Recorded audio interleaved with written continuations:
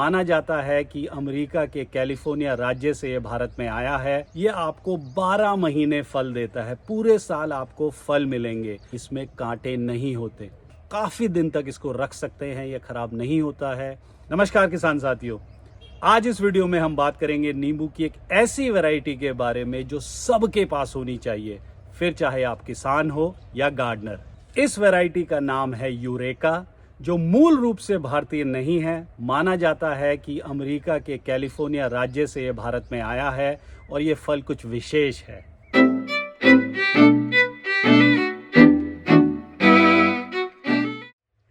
तो आइए अब जान लेते हैं कि क्यों मैं इसको इतना रिकमेंड कर रहा हूं और चाहता हूं कि हर किसी के पास ये हो। सबसे पहले, ये आपको 12 महीने फल देता है। पूरे साल आपको फल मिलेंगे और फल ही नहीं, भरपूर फल मिलेंगे। पूरा पेड़ भर जाता है, गुच्छों की तरह इसमें फल आते हैं। हर जगह आपको नींबू ही नींबू मिलेंगे। मेरे यहाँ करीब जनवरी 15-20 तक इसमें फल आते हैं। फरवरी एंड तक फिर शुरू हो जाते हैं, तो 1.5-2 महीना छोड़ दीजिए, बाकी फल ही फल लीजिए। इसके फलों की शुरुआत मनमोहक फूलों से होती है। सफ़ेद रंग के फूल होते हैं जो बहुत ही खुशबूदार और देखने में बहुत ही अच्छे लगते हैं। इसके बाद जब इनका फल बनता है, नींबू बनता है, तो शुरू में बिल्कुल हरा होता है, जैसे तोता होता है, तोते वाले कलर का हरा रंग होता है इस पे। और जैसे जैसे पकता है ये बिल्कुल पीला हो जाता है। ज़्यादातर ये अंडाकार या आयताकार इसका जो शेप होता है, बट कभी कभी ये गोल भी होता है।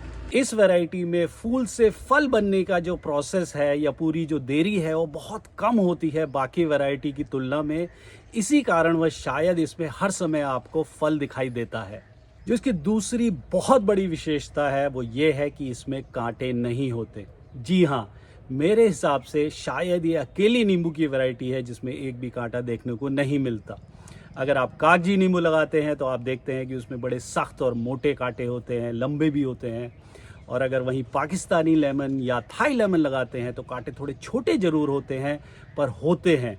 तो होता क्या है कि अगर आप गार्डनर हैं, आपने घर में लगाया हुआ है, तो कई बार बच्चे खेलते हैं, उनके चोट लग जाती है।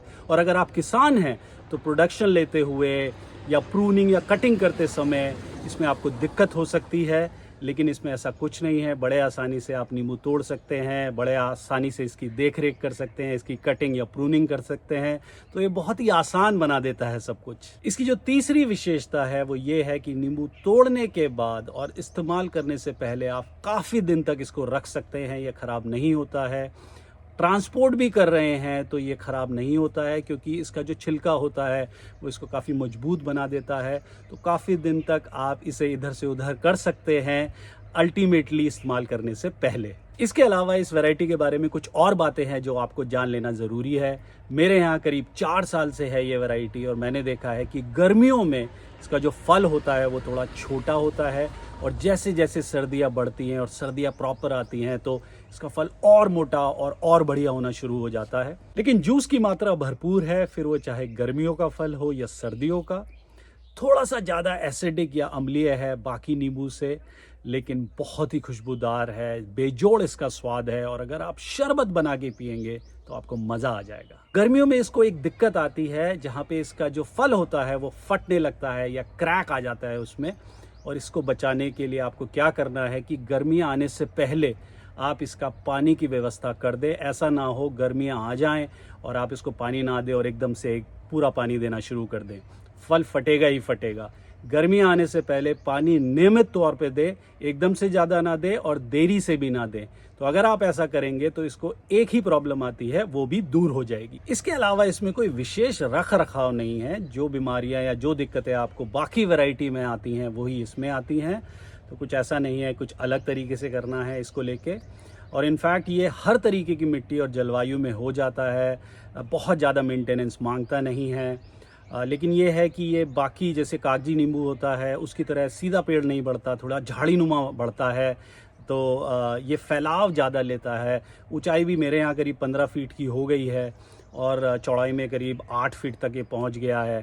तो अगर आप इसकी प्रूनिंग करेंगे तो करीब 10-12 फीट की ऊंचाई और करीब 6 फीट की चौड़ाई रहेगी इसकी। मैंने अभी तक प्रूनिंग नहीं की है, तो अभी ये 15 फीट का करीब बढ़ गया है जैसे मैंने बोला। और दूसरी जो इसमें विशेष आपको ख्याल रखना है वो ये है कि जिसका फल होता है गुच्छों में आता है और डंडी बहुत ज़्यादा सख्त नहीं होती हैं, तो वो नीचे लटक जाता है फल और ज़मीन में लग जाता है। तो कई बार वो फल ख़राब हो जाता है या वो शाखा टूट जाती है बोझ की वजह से, तो आपको कहीं ना कहीं उसको सहारा देना होता है और उसको मैनेज करना पड़ता है। अगर आप इस नींबू को काटेंगे तो देखेंगे या तो इसमें एक भी बीज नहीं है या मैक्सिमम आपको 3 से 5 बीज मिलेंगे। अगर आप इसके पत्ते का बनावट या आकार देखेंगे, साइज़ देखेंगे, तो आपको लगेगा कि ये बाकी नींबू से थोड़ा अलग है और इसका पत्ता थोड़ा चौड़ा भी होता है। तो बिल्कुल ही अलग टाइप का इसका आपको देखते ही पेड़ समझ में आ जाएगा। और फल भी अगर देखेंगे तो इसका फल की बनावट जैसे मैंने बोला थोड़ा अंडाकार या आयताकार होता है और एक तरफ इसका छोटा सा निप्पल सा निकला होता है और पीछे एक हल्की सी गर्दन होती है, तो वो भी इसको बिल्कुल अलग बना देती है। और जैसा कि मैंने बताया मेरे यहाँ करीब 4 साल से ये पौधे हैं और मैंने कोई प्रूनिंग या कटिंग भी नहीं करी है, तो काफ़ी बड़े हो गए हैं। तो मैं सोच रहा हूँ कि आने वाले मॉनसून में मैं इनकी कटिंग से दूसरे पौधे बनाऊँगा। मेरे हिसाब से आराम से 200-300 पौधे बन जाने चाहिए। तो अगर किसी किसान मित्र को ये पौधा चाहिए तो मुझसे संपर्क कर सकता है करीब अगस्त या सितंबर में, तब तक ये पौधे तैयार हो चुके होंगे। बट मैं फिर से रिकमेंड करता हूँ कि चाहे एक ही लगाओ पर ये पौधा ज़रूर लगाओ। तो ये था एक छोटा सा वीडियो यूरेका लेमन के बारे में। आपको ये कैसा लगा कमेंट बॉक्स में ज़रूर बताएं। कोई सवाल है तो वो भी लिखें। इस वीडियो में इतना ही। मैं फिर आऊँगा एक नए वीडियो के साथ। तब तक जय हिंद।